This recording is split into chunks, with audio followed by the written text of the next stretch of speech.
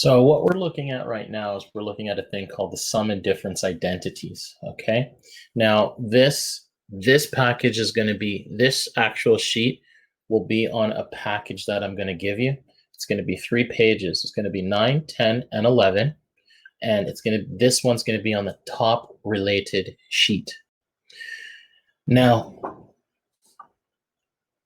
here is what you need to know. We also have some special angles that I want you to recognize. Okay? Sorry about that.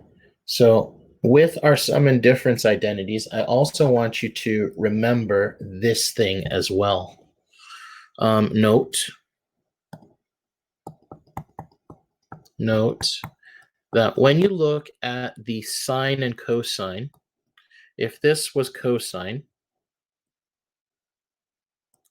sine would actually be out of phase by exactly half of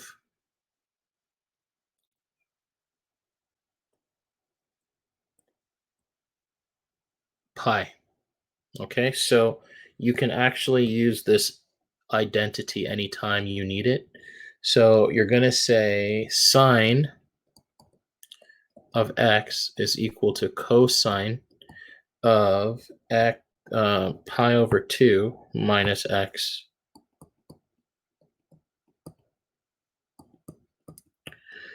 And what that'll do is it'll give you an equivalence, okay? Or you could also use cosine of x minus pi over 2. Both of those can be used for any calculations that you need to do in today's lesson. So this lesson that I talk about today is ridiculously short. So imagine I give you this problem here. Show that sine pi over 12 is the same as cosine of 5 pi over 12. Okay? Now, here's the solution based on what we talked about just before. All right, sine of pi over 12 is equal to, well, cosine of the following: pi over 2 minus pi over 12. So that was using this one, cosine of pi over 2 minus x is equal to sine of x. Okay, so that's where we're using that. So we use those to kind of substitute in. So now you end up with cosine of, well, 6 pi over 12 minus 5 pi over 12. Well, that's just minus pi over 12, which is just 5 pi over 12. So sine pi over 12 is equal to that. And you can say, yeah, we're done. It worked.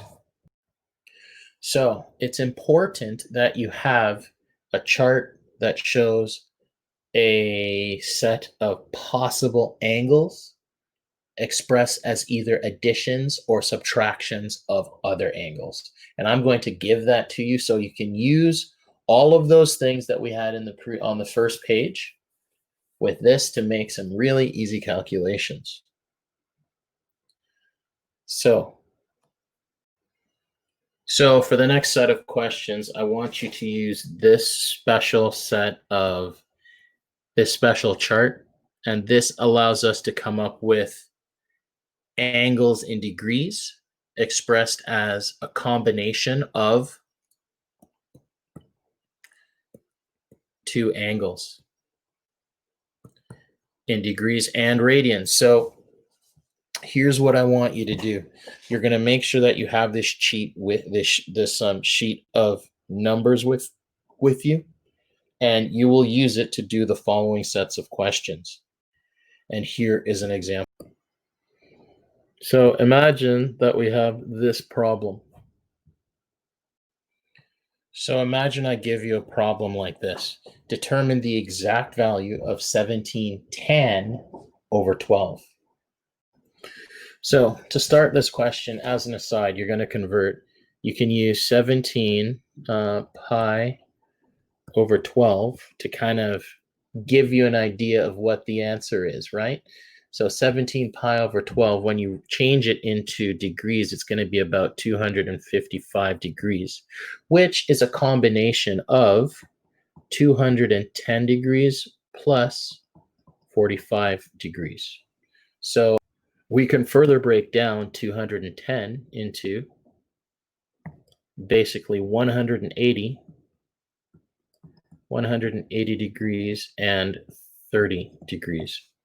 Okay, so now we have something that we can work with. So we can change this part into 7 pi over 6, and this part here can be turned into pi over 2. No, not pi over 2, but pi over 4 as our radian measure. So now let's use the double angle formula for tan. So we got tan of, well, 7 pi over 6 plus pi over 4. And then we use our basic equation that we have on our sheets there, and you've got tan of 7 pi over 6 plus tan of pi over 4 divided by 1 minus tan of 7 pi over 6 times tan of pi over 4.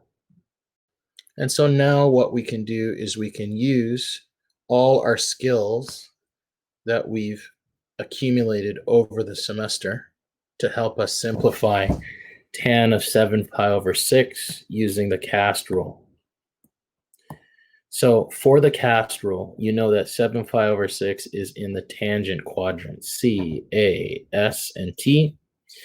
And if it's 7 pi over 6 to get to here, this is pi over something. But then this part here, from here to here, ends up being our pi over 6.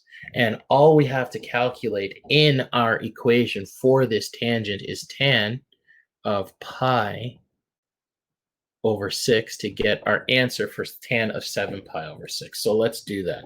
So now we've got tan of pi over 6 plus tan of pi over 4 divided by 1 minus tan of pi over 6 times tan of pi over 4. Now we can use our triangles from before.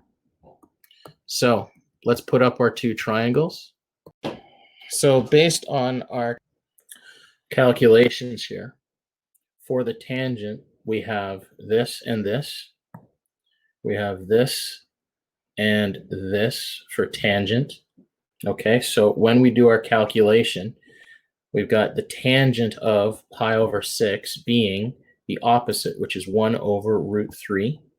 And then plus, then we've got the tangent of 1/4 of pi over 4, which is just 1, because it's 1 divided by 1, divided by 1 minus the tangent of thing, which is 1 over root 3, and then times that by 1. Now let's simplify. So when we simplify, you're going to get something like this. On the top, you're going to get the following. 1 plus root 3 over root 3. And then we're going to divide the bottom half by, well, root 3 minus 1 all over root 3. Both in the top and the bottom have a root 3, so they essentially cancel. And we're left with the following answer. 1 plus root 3 over root 3 minus 1.